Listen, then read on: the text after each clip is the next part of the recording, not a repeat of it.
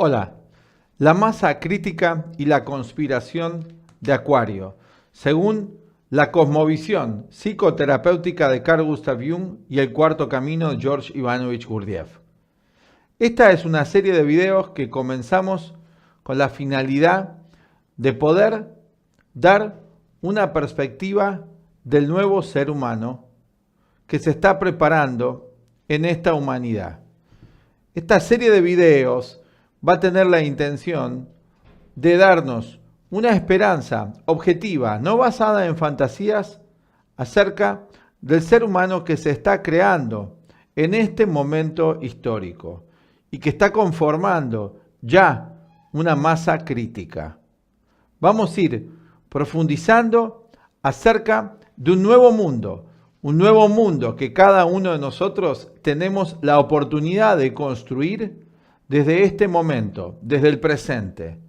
Es decir, que trabajando sobre nuestro presente, con una cosmovisión, con una perspectiva completamente diferente, nos encontraremos con un nuevo mañana. De eso te vamos a hablar.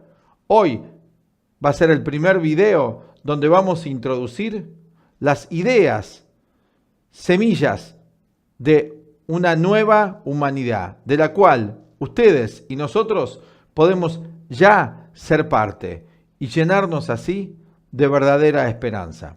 Bienvenidos al Escarabajo de Oro de la Escuela de Psicología y Filosofía Aztlán de Conocimiento Unificado Integral, cuyo director es el profesor León Azulay. Ya comenzamos.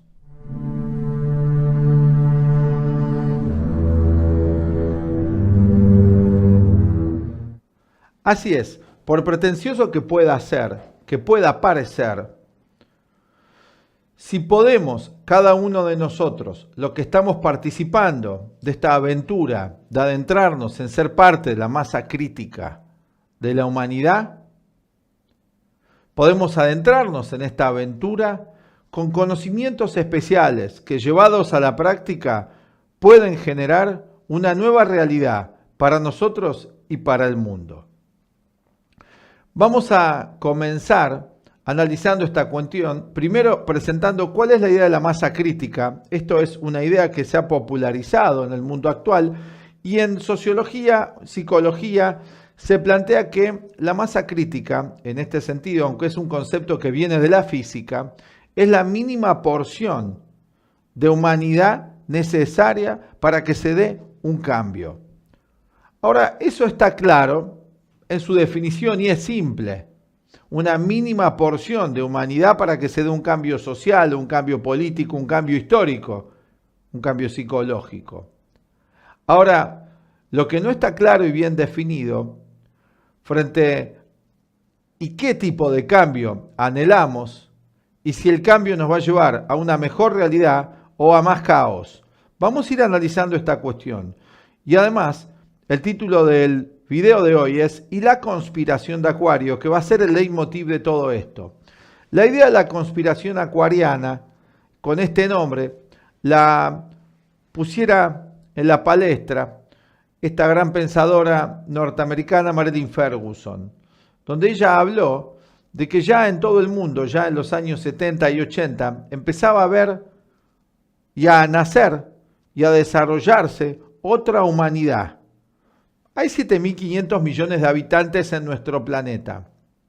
Quizás puedan ustedes convenir que muchos aún no pueden hacer plenamente consciente el significado de esta crisis. Quizás los que están viendo este video se encuentren dentro de esos muchos, donde estamos, como dijera el gran psicólogo suizo Carl Gustav Jung, en una civilización en transición. Y cuando hay una transición de algo viejo que debe morir y algo nuevo que están haciendo, todo es muy confuso, todo es muy complejo. Realmente estamos en un momento extraordinario si lo analizamos a la luz de la historia. Si tuviéramos la capacidad y nos dedicaríamos, como nos hemos dedicado en la Escuela Aztlán de la mano de nuestro director, a investigar la historia de los últimos milenios de la humanidad, podemos convenir y podemos concordar en que en los últimos 200 años se han precipitado una cantidad de acontecimientos que están llevando a la humanidad a Por un lado, a una extinción de las viejas formas obsoletas, de los viejos valores, hacia una necesidad y hacia un nacimiento de una nueva humanidad con nuevos valores, que veremos que no son necesariamente nuevos, sino que se remontan al origen arquetípico del ser humano. Conspiración de Acuario, porque esto en las teorías astrológicas, en los conocimientos astrológicos, ya se entreveía de la mano de muchos importantes personajes a lo largo de la historia llamados profetas, de que vendría una edad, una era de luz, donde en la humanidad no predominaría el egoísmo, sino la cooperación, sino la unión, donde la humanidad realizaría el sentido de unicidad, o en los términos de Jung, la humanidad sería consciente de lo inconsciente colectivo, de esta mente en común que conforma lo que somos como humanidad. Y que ese momento es ahora. Ahora uno dice, vivimos en un mundo plagado de egoísmo, de enfrentamiento, de guerras, de desdichas, de luchas, de injusticias sociales, económicas. ¿Cómo puede ser esto? Vamos a ir analizando esta cuestión y cómo cada uno de nosotros podemos ser parte de esto y qué lugar ocupa en todo este plan la Escuela de Psicología y Filosofía Aztlán de Conocimiento Unificado Integral, fundada hace ya 60 años por nuestro director, que tiene como proyecto justamente esto: participar en la formación del nuevo ser humano. Vamos a ir introduciendo esto paso a paso en varios videos, como dijimos con anterioridad. Pero analicemos primero qué es la filosofía y la psicología. Tengan en cuenta ustedes que la psicología en la antigüedad, en la antigua Grecia, era parte de la filosofía. La filosofía del conocimiento mayor era el amor a la sabiduría. No podemos separar estas dos ciencias, aunque hoy arbitrariamente llevan distintos nombres y a veces se les hace bastante difíciles a aquellos que sostienen el sistema académico ver la relación que hay entre ellas e inclusive entre todas las ciencias. Consideramos nosotros en la perspectiva de nuestra escuela que hay un conocimiento unificado, una cosmovisión que une la filosofía con la psicología, con la abogacía, con la economía, porque todas estas ciencias son inherentes a lo que es el ser humano, por lo tanto, todas en conjunta conforman lo que es la cultura y la vida humana. Vamos a empezar desde la filosofía y la psicología porque es lo más práctico, inmediato y porque nos pone a todos en la situación práctica de lo que somos como seres humanos.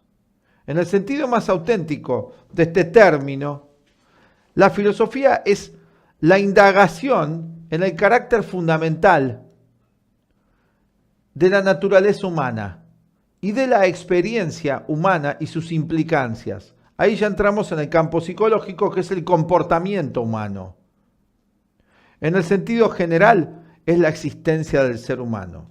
La filosofía es la existencia del ser humano, que es un ser psicológico.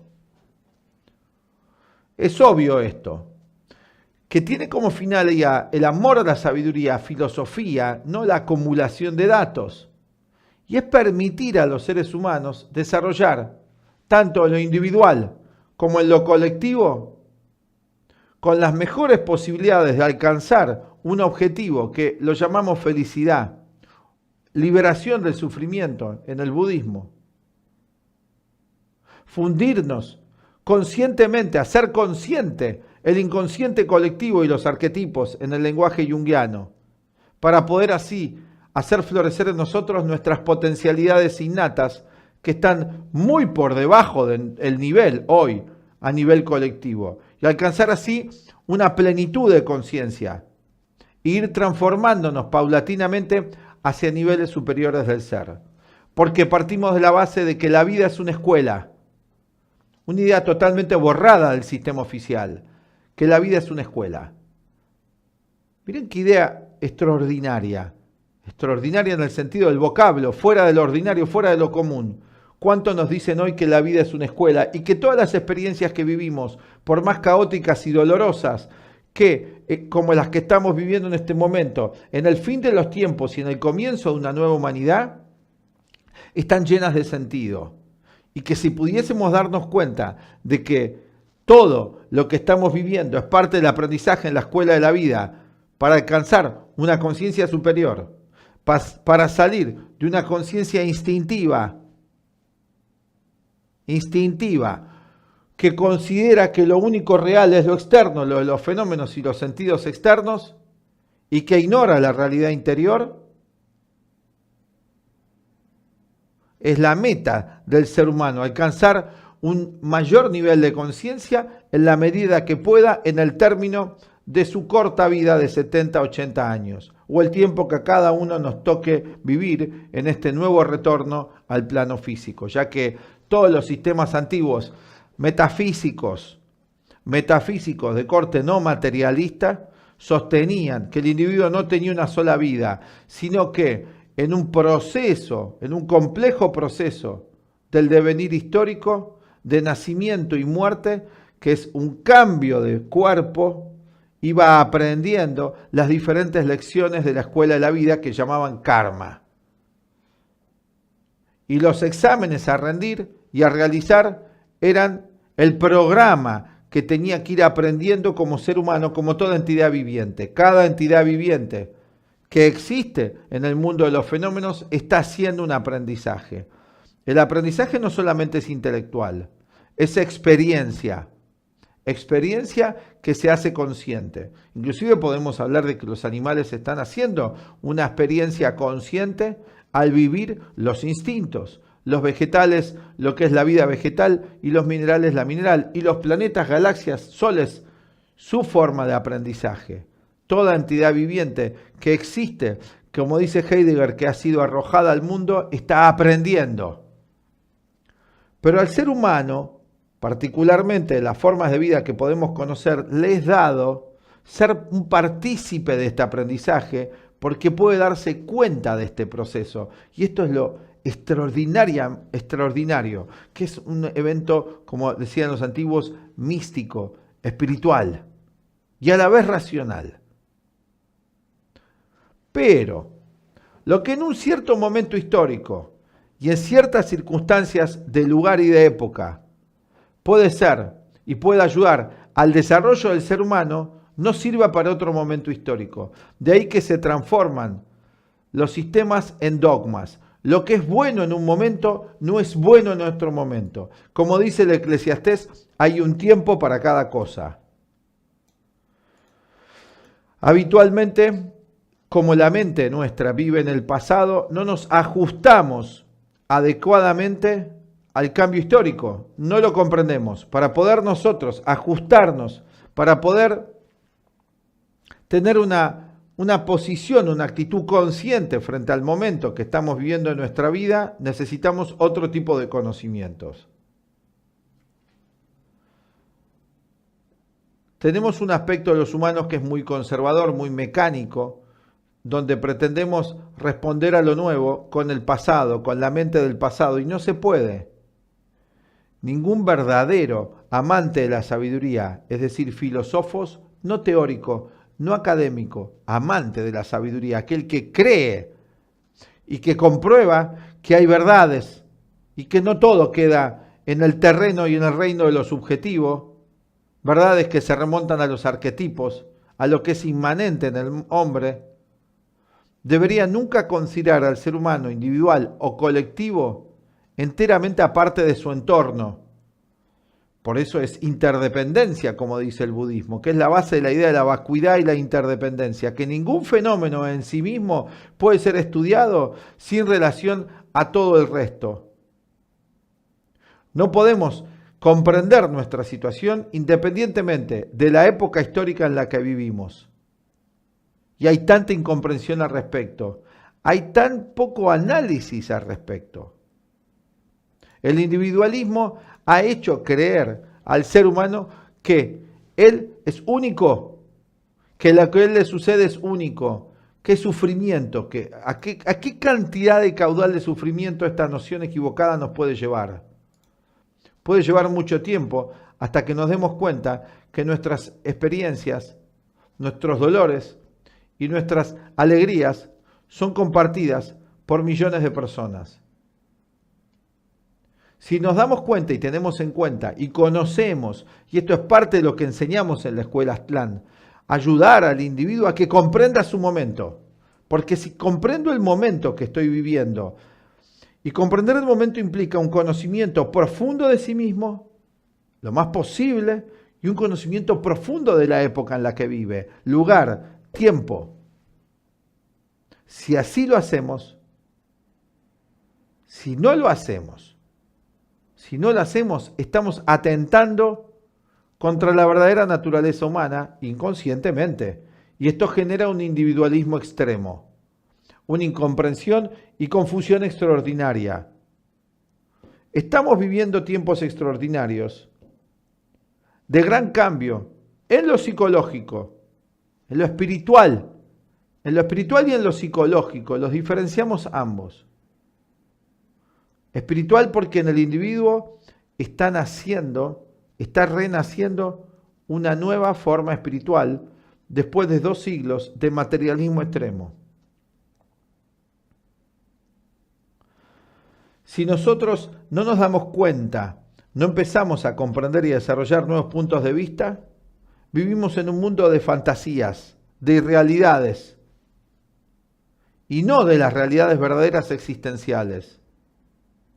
Hay hechos que son muy importantes, que tienen que ver con la existencia humana y que debemos considerar en este análisis, que estamos haciendo juntos.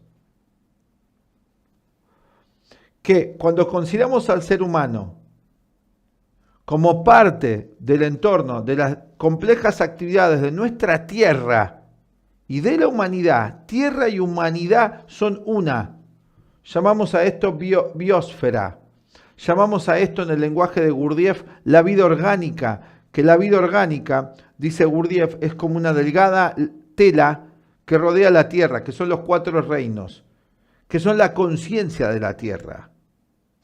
Estudiar al ser humano sin conocer su relación intrínseca con su madre espiritual, que es la tierra, ha creado gran parte de los males que vivimos hoy día, donde el individuo se cree, primero separado de la tierra que pisamos, la tierra de la cual dependemos, la tierra que nos da nuestros componentes, el fuego, la tierra, el aire y el agua, nuestros constituyentes. Pensamos que no tenemos nada que ver con ella, que la podemos utilizar a nuestro gusto y piacere. Esto es inexacto. Todo lo que sucede en el planeta le sucede al hombre y todo lo que le sucede al ser humano le sucede a la tierra, porque son una sola entidad. Inclusive, si ampliamos nuestra conciencia y nos damos cuenta de nuestra interdependencia al entorno, no podemos estudiar el sistema solar independiente del ser humano, principio de las antiguas sabiduría astrológica, por ejemplo, y otras ciencias que tenían los antiguos, que hoy están en desuso, pero vuelven a estar en uso por esta masa crítica, que empieza a interesarse por esos conocimientos milenarios. Es perfectamente concebible que las alteraciones que está viviendo la Tierra, nuestro planeta, a través del ecosistema, lo que hoy llaman ecología en parte, todas estas grandes transformaciones que está viviendo nuestra Tierra, tienen que ver con un cambio en su conciencia. Claro, pero si consideramos a la Tierra como nada más un cacho de roca o todos los planetas, no podemos entender eso. Los cambios que tiene la Tierra a nivel climático, como enseña también Siddhartha Gautama el Buda en el Mahaparinirvana Surtantra, el libro de la gran extinción, tienen que ver con la psicología humana.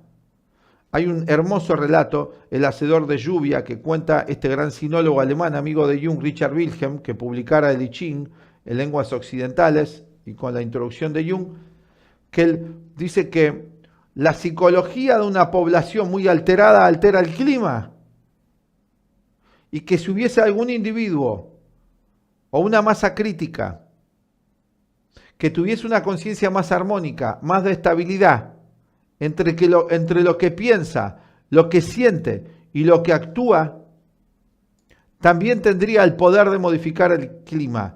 No haría falta en este sentido ninguna manipulación extraordinaria del clima, porque la misma mente lo estuviera haciendo.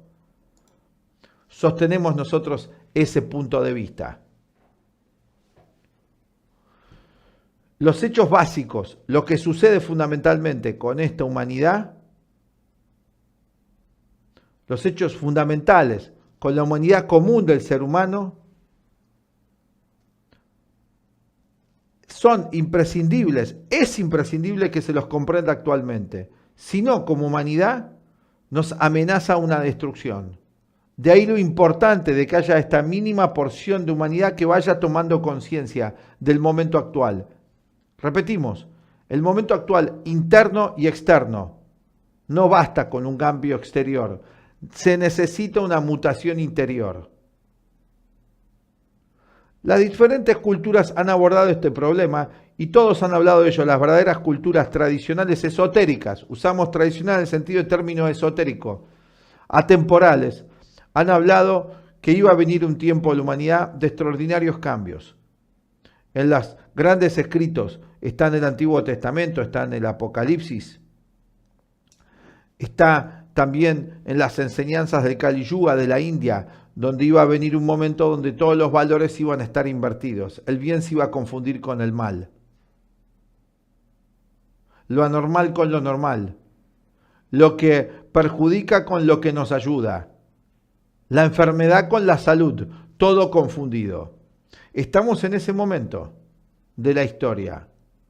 Esto no es una visión nihilista ni pesimista. Es esperanzador darse cuenta, porque cuando uno diagnostica adecuadamente una enfermedad puede trabajar, puede ver si es posible la cura, la mejoría o no. Entonces, primero lo que necesitamos, y para eso estos videos introductorios y además nuestras clases prácticas, para eso necesitamos comprender la realidad en la que estamos. Y ahí le podemos dar significados adecuados a lo que nos sucede. Si el ser humano no acierta en los significados de sus experiencias, sufre. Como dijimos, si no acertamos en un diagnóstico frente a una enfermedad, no podemos hacer nada y podemos perder la vida. Pero no solamente tenemos una vida física que podemos perder, hay una vida psicológica que también podemos perder. Y eso es lo más peligroso. Porque el ser humano puede tener buena salud temporal, puede tener dinero, pero ¿qué gana si gana el mundo y pierde su alma? Perder su alma, esto lo dijo el Maestro Jesús. Los esenios enseñaban esto y los gnósticos. Si el individuo gana el mundo, pero internamente vive en un estado de confusión, tomado por lo que Jung llama la sombra, el aspecto oscuro de esa naturaleza, ¿qué ha ganado? ¿Qué gana el ser humano que tiene prosperidad material cuando al otro mundo, cuando deja este cuerpo, no se lo puede llevar? Pero claro, está el materialismo que dice solamente hay una vida y hay que disfrutar al máximo esta vida. Pero ¿y si no es así? ¿Y realmente disfrutan esta vida al máximo? Nosotros cuestionamos eso. La hipocresía y la mentira está a la orden del día. Y la desinformación y las falsas psicologías también. Hoy ya la educación materialista no está dando respuestas para el individuo, ni en las universidades ni en las escuelas.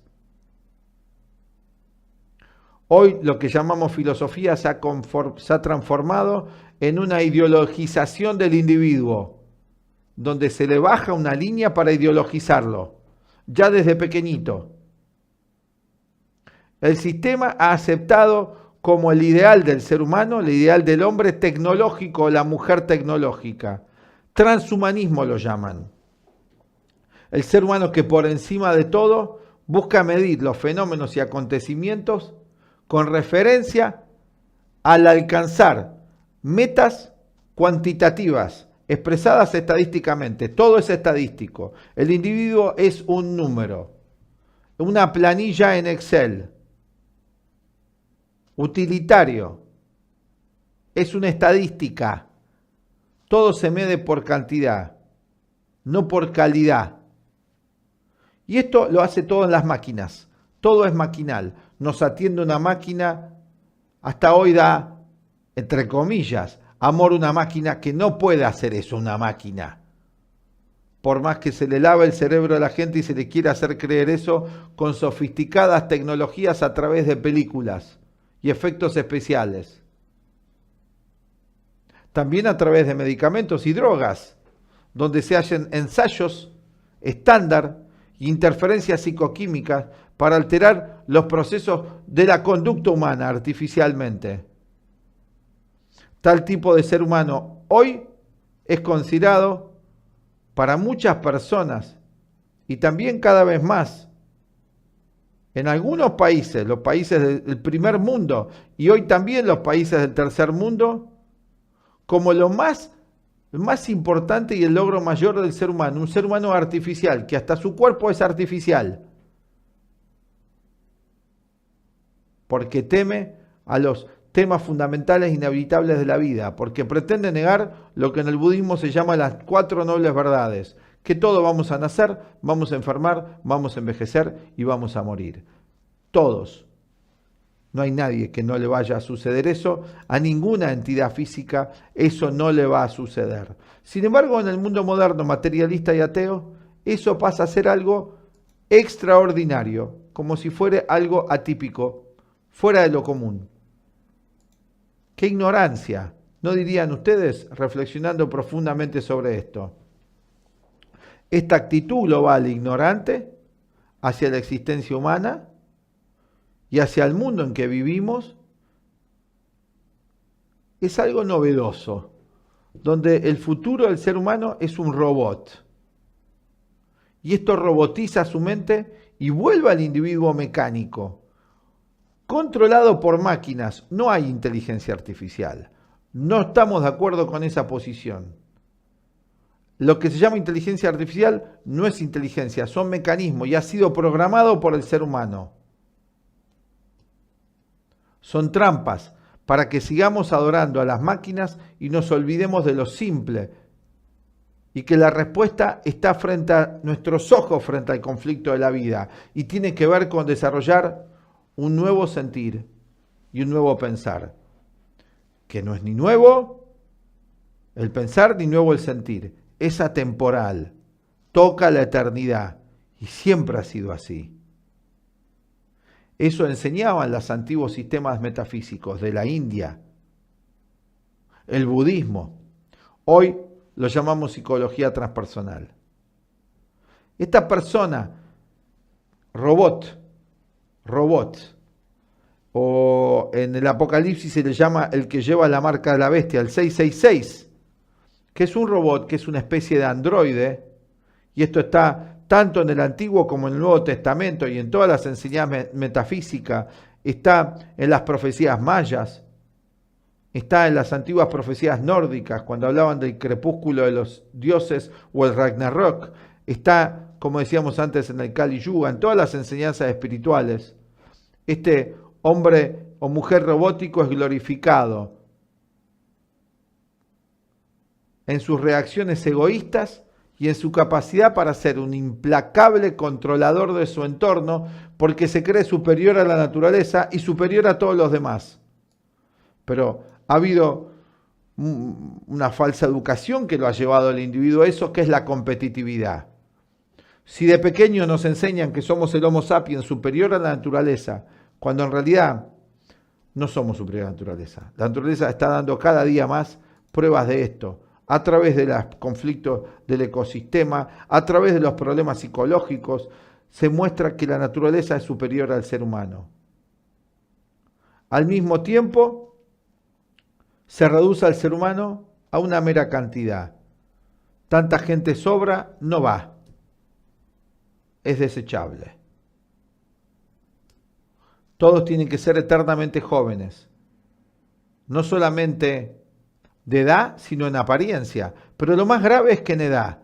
Lo de apariencia también porque causa muchos trastornos, muchas inseguridades, muchos complejos y además también enfermedades. Pero de edad, tanto la niñez como la vejez, tanto los niños como los ancianos, no son útiles en un sistema de un mundo feliz o en una sociedad orwelliana.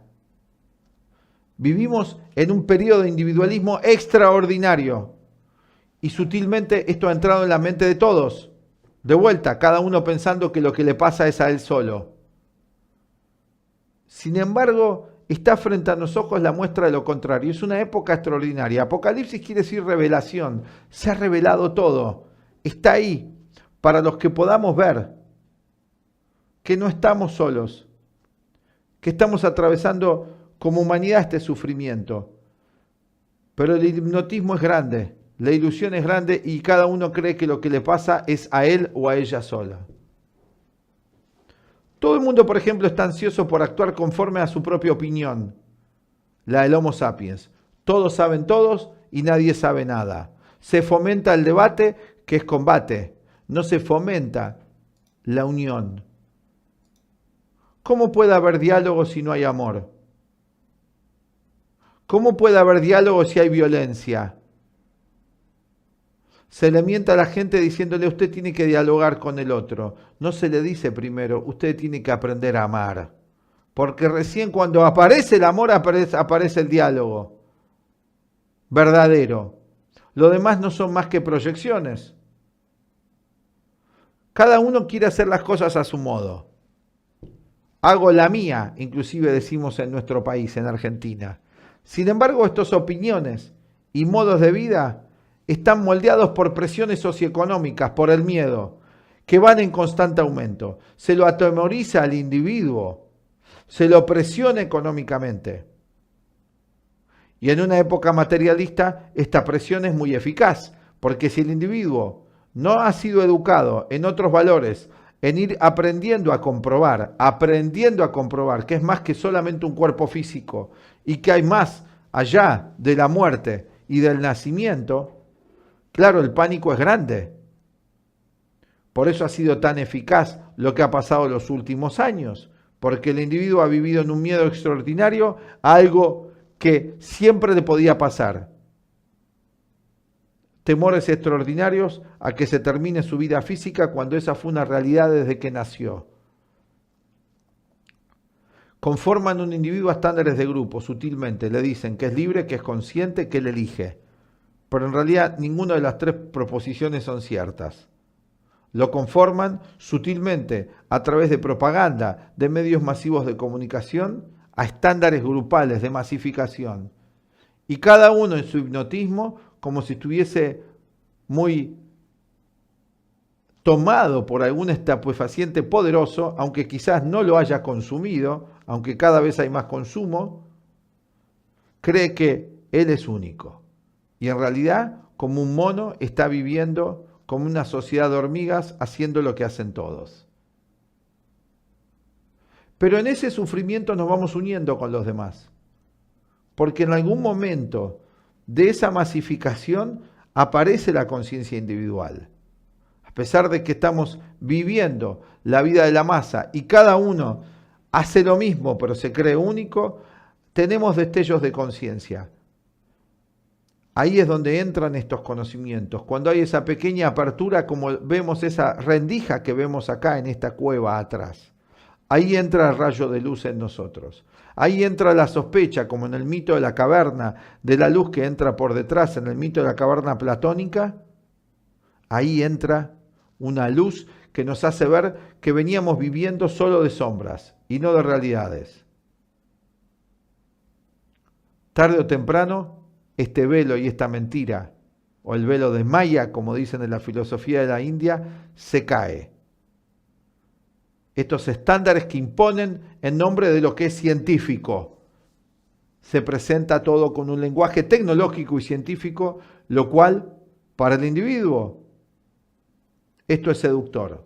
Porque sí, es un arquetipo de la ciencia, el arquetipo de esta nueva era, lo cual se usa ese lenguaje distorsionadamente, porque necesariamente la humanidad hoy sí está preparada para ir adquiriendo un conocimiento científico de la naturaleza. Es necesario, pero una ciencia que no sea tecnocrática y fundamentalmente una ciencia de la mente. En nombre de la eficiencia y el máximo de felicidad para el mayor número de posibles, generando una sociedad parásita. Una felicidad de zombies. donde el individuo sin ninguna responsabilidad es feliz, sin esfuerzo. Qué seductor para la conciencia infantil que se le diga esto. Se considera a la masa antes que al individuo.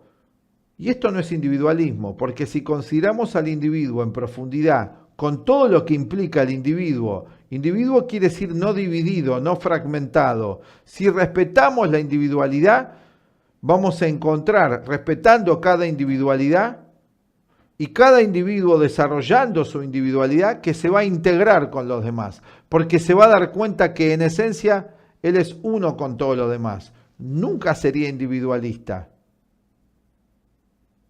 La búsqueda de la cantidad de comodidades producidas independientemente del bienestar y felicidad de quienes la producen.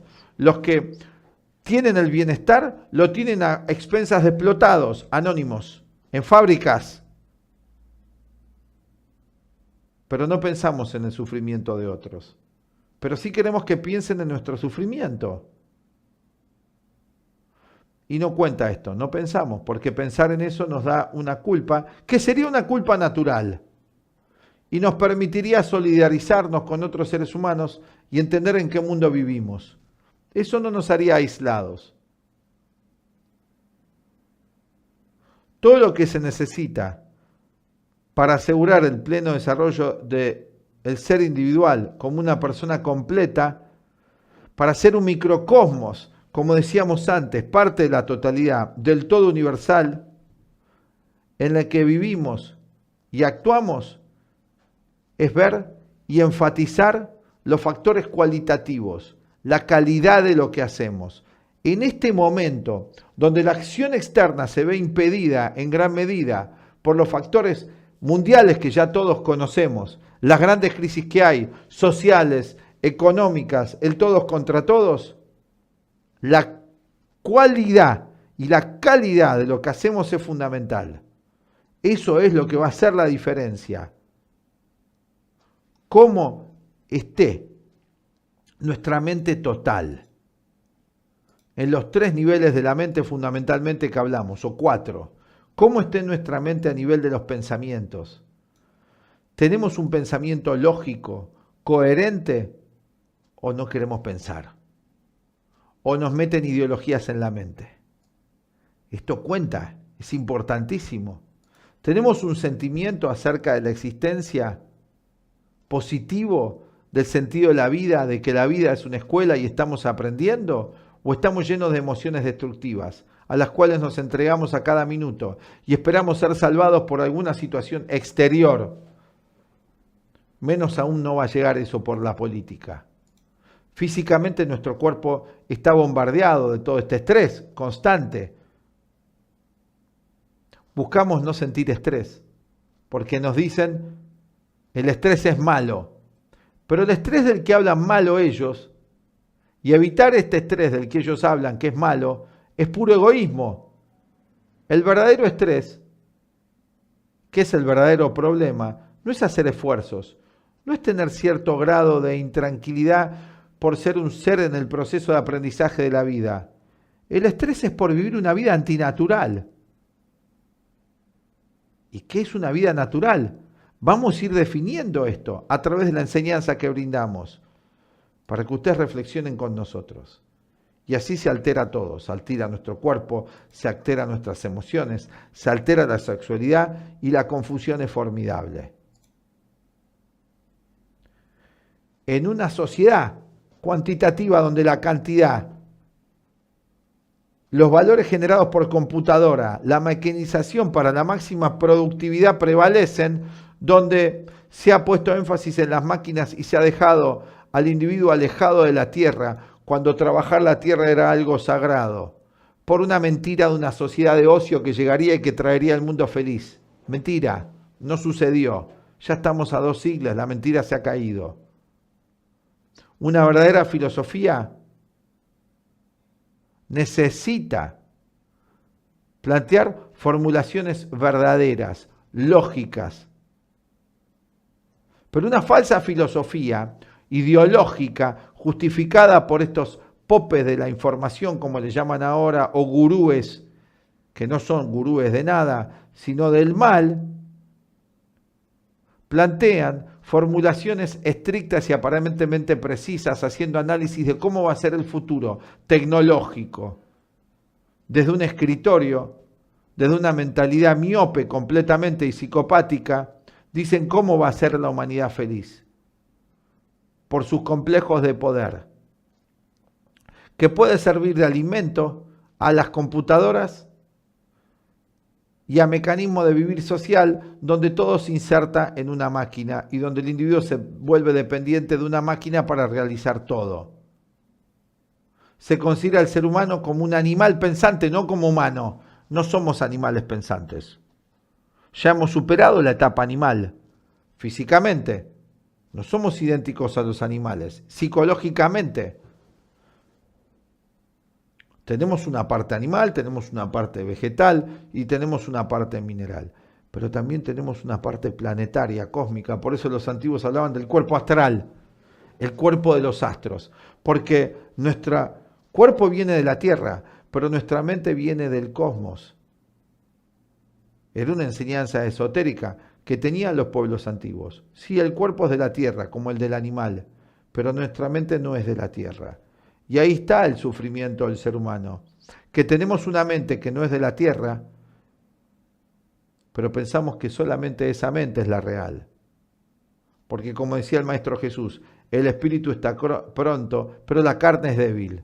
Estamos identificados con los sentidos. No es que los sentidos sean malos, no es que el cuerpo sea malo, pero el cuerpo es un vehículo de lo que somos. El término razón, razón pura, como decía Kant, o la razón suficiente, como planteaba también Descartes, desprovisto de su significado superior y transformada en racionalismo y datos, desprovisto del sentido original que le daba la filosofía griega, que le daba Aristóteles, trastornado completamente por los pseudos intelectuales modernos con sus fines egoístas y trabajando para fines espurios, deviene en algo intelectualizado y tecnocrático, dataísmo, datos, información. Entonces se considera ya, y el público se le lava el cerebro haciéndole creer que no tiene que pensar. No, lo que no tiene que hacer es ser racionalista, lo que no tiene que hacer es estar conducido por datos, no por reflexiones, que no son sinónimos. ¿Seguirá, nos preguntamos, esta sociedad las líneas de desarrollo lógico trazada por estos tecnócratas del futuro, que se les llama prospectivistas, estructuralistas, desestructuralistas, distintos nombres que se han acuñado para estos fenómenos? Ya muchas personas se están intuitivamente rebelando contra esto, especialmente los jóvenes.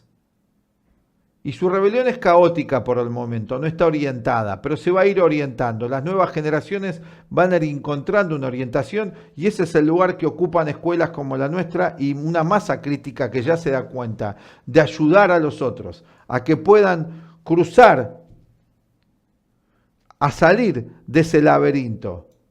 Esto es posible hacerlo y en ese trabajo estamos. Podemos ser testigos de un proceso, de una repetición del proceso, casi 2000 años condujo a la decadencia de Grecia y de Roma. Estamos viendo eso también, pero en una escala mucho más caótica, porque todas las civilizaciones tienen un nacimiento, un auge y una decadencia. Los griegos tuvieron una extraordinaria civilización y los romanos también, pero como todo lo que existe en el tiempo, tiende a desaparecer. Y también llegaron a su decadencia. Ya era criticado, ya Sócrates era combatido por los sofistas griegos. ¿Qué son hoy los racionalistas modernos o los hipócritas y fariseos que combatían a Cristo? Estos racionalistas que seducían a las masas fueron llevando a la decadencia de la cultura griega y luego de la romana. Es todo el triunfo a una religión emocionalista del sentimentalismo. Se transformó, se fue también el Imperio Romano, que en principio era un imperio militar y cultural, entrando en decadencia y solamente se quedó con su forma externa.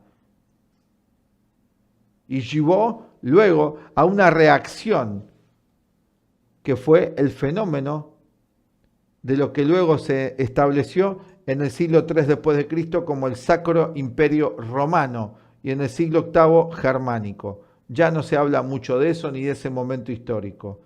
Esto dio lugar a esa rebelión contra la decadencia del mundo greco-latino, una rebelión inconsciente a través de una fe irracional, puramente emocional, que se transformó en un dogma, en que había que creer, y no había que fundamentar la creencia con ningún conocimiento, porque eso era un pecado. Y todo aquel que cuestionara los principios dogmáticos religiosos, iba a parar a la hoguera. Hasta estaban también los que daban su vida en martirio por un fanatismo que tenían. También vimos eso en la historia. Estamos hablando del año 300, 400 después de Cristo. Y así nuestra sociedad fue desarrollándose en la más extraordinaria ignorancia. Se perdieron los principios griegos, la razón de los griegos, la cultura de los romanos, y se cayó en la peor decadencia, que dura hasta nuestros días, que fue paulatinamente aumentando y que dio nacimiento al materialismo, la fe ciega, una religión basada en un conjunto de supersticiones que no era una verdadera religión, dio lugar al donde llegamos hoy día. Hoy estamos necesitados de un nuevo sentido de lo espiritual, de lo religioso en el sentido original de la palabra, que quiere decir volver a unirse con lo superior. Nuestra sociedad está siendo ya testigo en muchos lugares de rebelión de las masas. Esto ya lo estamos viendo en todas partes. Muchas de estas expresiones, de esta rebelión contra el sistema, un sistema tan antinatural, son bastante nocivos y caóticos. Por ahora, en este momento, estamos viendo una reacción caótica frente al mal, sin conocimiento, sin orientación. Se expresan como un escape psíquico. Este escape psíquico se manifiesta como un sinsentido de la vida, futilidad. Y ante la esclavitud, a patrones de vida preestablecidos, controlados por una minoría que quiere ganar más, que quiere mantener el poder, producir más, ganar más, una ambición desmedida de un conjunto y una minoría psicopática y enferma. Pero asimismo en estas rebeliones hay valiosos y prometedores intentos de desarrollar una nueva filosofía global de la existencia. Hay un renacer espiritual en la humanidad. Algunas de estas expresiones de renacer espiritual se popularizaron en los años 60 bajo el nombre de existencialismo, aunque de vuelta aparecieron aquellos no muy dignos, no muy nobles, que aprovecharon esa reacción y ese impulso de descontento natural, que fue la época del hipismo, y la desviaron y la distorsionaron, quitando la médula y la esencia de esa insatisfacción, que era contra una sociedad profundamente materialista, destructiva y criminal, que fue las primeras rebeliones que hubo en la época de los años 60, contra la guerra de Vietnam, por ejemplo, y en Europa el descontento frente al materialismo y lo que había sucedido y cómo había quedado Europa tras la posguerra. Al principio, los individuos en esa época se encontraban muy desesperados, reaccionando. Hubo las experiencias de las dos guerras mundiales, muy criminales. La Primera Guerra Mundial, alrededor de 20 millones de muertos entre 1914 y 1918. Miren lo que fue el siglo XX. Y entre 1939 y 1945, 60 a 100 millones de muertos. Después de eso, tuvimos, por ejemplo, en el cine la expresión del neorrealismo italiano, la Nouvelle Vague francesa, que eran intentos de volver a lo humano, a lo humano. Luego, con el cine hollywoodense y también con preparativos para ir adormeciendo cada vez más al hombre a través de películas y la industria del entretenimiento, eso se fue perdiendo. Hoy, nosotros, por ejemplo, en nuestra escuela, rescatamos ese cine en el Cine Club Aztlán, porque hubo a lo largo del siglo XX muchos intentos muy buenos e importantes para rescatar el individuo de su ceguera espiritual y del materialismo en el que estaba viviendo. En la escuela Aztlán mantenemos vivos esos conocimientos, gracias a la enseñanza de nuestro director. Otros intentos que hubo de reorientación y transformación de nuestra moderna mentalidad occidental han buscado una vía de renovación y renacimiento espiritual en la India, en lo que venía de Oriente, siendo que ya, como dijo Nietzsche, en el siglo XIX Dios había muerto para el Occidente. ¿Qué quiere decir eso? Que las antiguas ideas religiosas se habían vuelto dogmas carentes de corazón. Por lo tanto, ya el individuo no creía más en ello. Por eso nace el materialismo. Porque no había una guía espiritual verdadera para el hombre y para la mujer moderna del siglo XIX, moderno y contemporáneo. Entonces, ¿qué sucedió? En 1850 empiezan a venir las misiones de Oriente para rescatar al hombre occidental, porque los maestros también de Oriente y de Occidente, en Occidente un ejemplo de estos grupos fue el movimiento Tormenta y Pasión de Goethe, que buscaba rescatar lo que se podía de la Europa del 1800, a través de la música, del arte, con un nuevo humanismo. Siempre hay intentos de una masa crítica de la humanidad de ayudar al resto, pero todavía no estaba el momento en la época de Goethe, en 1800, para que eso sea de todos. Tampoco lo era en 1850, pleno materialismo, las ideologías materialistas que se dividían en dos polos. Y por otro lado teníamos un renacer espiritual de la mano de los movimientos espirituales, como era la enseñanza de Blavatsky, el espiritismo, que le hablaban al individuo de otras realidades metafísicas, totalmente a contramano del materialismo, de las sociedades del bienestar, ya sea proletaria o ya sea capitalista, que planteaban que vida había una sola, después el cementerio, y en dos formas de expresión lo que la única felicidad era la inmediata material, un sistema de un modo y otro sistema de otro, que luego va a ocupar la segunda mitad del siglo XX en la famosa Guerra Fría, estas dos polaridades. Otros intentos entonces fueron apareciendo en la influencia de Oriente sobre Occidente. Me explicaba nuestro maestro que hubo una influencia mutua. A partir de 1500, el Imperio inglés y las primeras misiones católicas empezaron la conquista del Oriente en el 1500. La conquista y la invasión de Oriente, las dos cosas, ¿no es cierto? Se establecieron en África, por ejemplo, a partir del 1500, todas las colonias en África, por la India se fue llegando hasta Japón y China, que es lo que finalmente va a terminar por dar nacimiento a la gravísima proceso decadente materialista en el que caen los países orientales, empezando por la India. Rebelión de los hindúes contra todo ese materialismo que lograra su éxito a través del gran Mahatma, el gran maestro espiritual Gandhi. Por un lado, esa fue la influencia de Occidente sobre Oriente, pero por otro lado tenemos la influencia de Oriente sobre Occidente, que fue la influencia espiritual.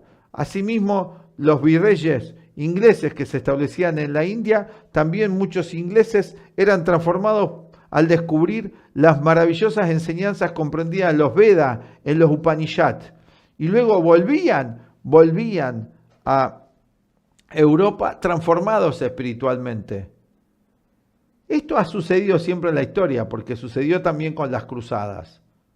Al mismo tiempo que los cruzados iban a evangelizar al Islam, luego eran transformados porque se encontraban con una cultura superior a la de ellos y volvían a Europa renovados. En estos intentos que hubo de suplantar la espiritualidad perdida en Occidente de orientación asiática tomar la espiritualidad de Oriente, hay dos tendencias. ¿Cómo ha caído lo oriental en Occidente? Hoy necesitamos una rectificación de cómo comprender lo oriental. Hay dos actitudes frente a todo lo oriental. Una actitud es mística o cuasi mística hacia el mundo y el ser humano, basada mayormente en cuestiones emocionales, que es la parte devocional, pero no muy bien desarrollada, que es cómo ha llegado el Oriente a Occidente a través del yoga, a través de la recitación de mantras, a través de lo que mal se comprende como meditación. Esa es una forma muy emotiva, sin conocimiento. Bueno, es una primera infantil modo de tomar lo oriental, que todos atravesamos por esa etapa, que bienvenida sea porque se empieza por algo. Esa ha sido la penetración, el imperialismo oriental sobre Occidente, si lo podemos llamar de un modo. Esta forma de espiritualidad infantil. O sea, continuamos nosotros de una espiritualidad infantil que había antes del cielo, del infierno, etcétera, aunque eran valores metafísicos, y pasamos a otro infantilismo que es el oriental. ¿Pero por qué? Porque seguíamos siendo infantiles todavía, pero ahora estamos ya preparados como humanidad, o por lo menos una parte de la humanidad, para tomar de otro modo lo oriental y mismo las enseñanzas espirituales olvidadas de Occidente, que es el gnosticismo, las enseñanzas originales del Maestro Jesús, que hoy renacen de los esenios y los gnósticos. Gracias al trabajo en parte que hiciera Carl Gustav Jung, esoterista y grandes psicólogos como fue Jung, como fue Gurdjieff, como fue Blavatsky, que empezaron a hacer ese trabajo. Esta forma, la otra, no la infantil y tan emocional, conduce a un empeño más mental, más racional, por descubrir los conocimientos psicológicos y filosóficos basados en estas enseñanzas. Tenemos en esto la traducción que hiciera Carl Gustav Jung y Gurdjieff de las enseñanzas metafísicas de antaño, tanto de Oriente y de Occidente, que eso es lo que hacemos en la escuela Aztlán. Le brindamos a los alumnos una base psicológica para que pueda utilizar esos métodos traducidos a un lenguaje occidental, para que esos métodos primero nos ayuden a equilibrar nuestra conciencia, a lograr un equilibrio entre el pensar, el sentir y la acción, de un modo estructural, con un conocimiento muy preciso de cómo funciona la mente. Hoy ya estamos necesitados de ese modo de saber. Bueno, un panorama histórico en esta primero. Vamos a seguir hablando de la historia de la humanidad, en qué momento nos encontramos y acerca de cómo ir conformando esta masa crítica.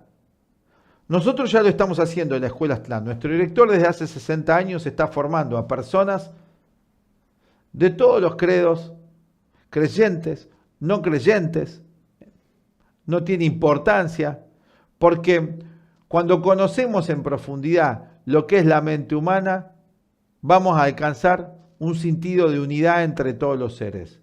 Y vamos a ir pudiendo superar el sufrimiento, el aislamiento en el cual nos encontramos como seres humanos. Los invitamos a estudiar con nosotros si ustedes quieren profundizar en estos métodos y vamos a seguir reflexionando justos sobre esta cuestión del nuevo ser humano que es necesario crear en cada uno de nosotros. Bueno, esperamos que este material les haya gustado. Como siempre, si les gusta el material que traemos, los invitamos a que den like, se suscriban a nuestro canal. Les dejamos los teléfonos de contacto y los invitamos al curso online que estamos dando hoy, donde ya estamos trabajando con gente de todas las naciones del mundo para ir conformando justamente a este nuevo ser humano, a través del estudio y de la práctica, donde vamos aprendiendo toda una cosmovisión. Acá hicimos un breve video contando de qué se trata el curso. Una vez por semana son las clases, algunas descripciones que damos complementarias a lo que explicamos hoy. Así que los esperamos en nuestro canal y en nuestra escuela. Desde Buenos Aires, Argentina, con fuerte afecto hacia todos ustedes en estos momentos, y es muy importante que como humanidad terminemos la confrontación y nos demos cuenta que somos una sola humanidad. O como Jung lo llamara, un inconsciente colectivo, una base psicológica y espiritual que tenemos todos en común.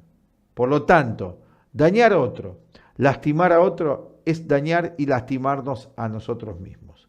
Y lastimarnos a nosotros mismos también es lastimar a los demás. Nos despedimos y los dejamos acá con la invitación. Hasta la próxima, amigos.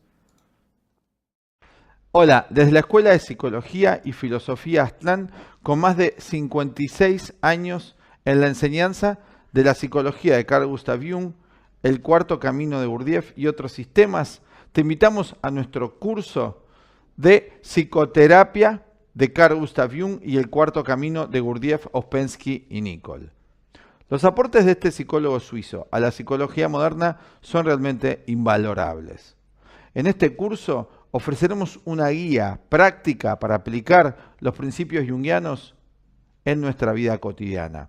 Complementariamente también vamos a aprender el sistema del cuarto camino. Este sistema propone el desarrollo armónico del ser humano sobre su aspecto físico, sobre su aspecto emocional y mental, a través de técnicas psicológicas muy precisas. Estamos en una civilización en transición, como dijera el gran psicólogo suizo Carl Gustav Jung. En este momento bisagra de la historia, estamos necesitados, muchos de nosotros, de herramientas muy precisas para ir a la raíz del conflicto y a partir de allí, con herramientas prácticas, salir como el ave fénix de las cenizas. Todos tenemos esa oportunidad.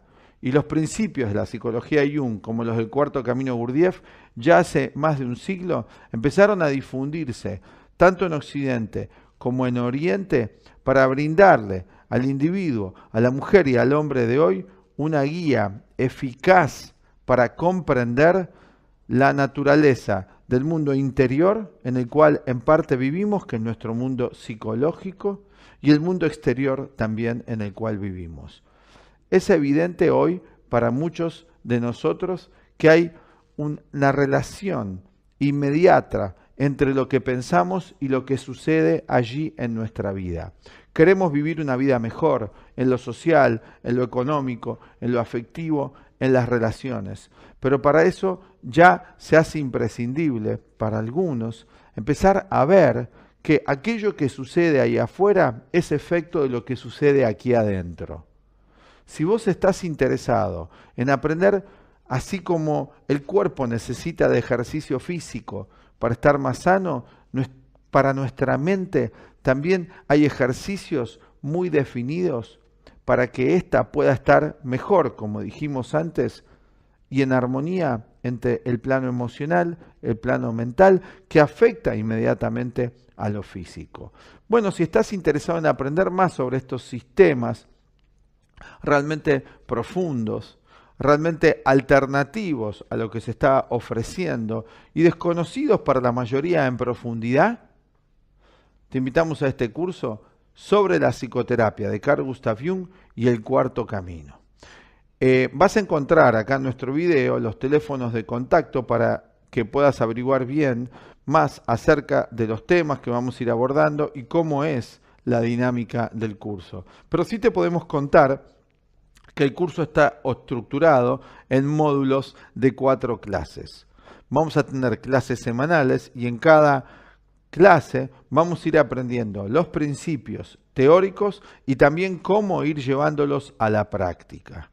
Vas a poder ir avanzando y profundizando en módulos mes a mes si a vos te interesa. Ir comprobando la practicidad extraordinaria que puede tener en tu vida tanto el sistema de Jung como el sistema del cuarto camino. Ofrecemos para la gran cantidad de seguidores que tenemos en nuestro canal de YouTube, más los canales de Instagram, más Facebook, ofrecemos la modalidad online, que muchos nos los están requiriendo. Ya tenemos más de 100.000 seguidores en nuestro canal de YouTube y nos están pidiendo la parte práctica de lo que vamos transmitiendo en los videos.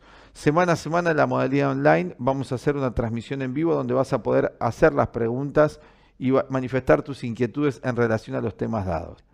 Te esperamos. Chao.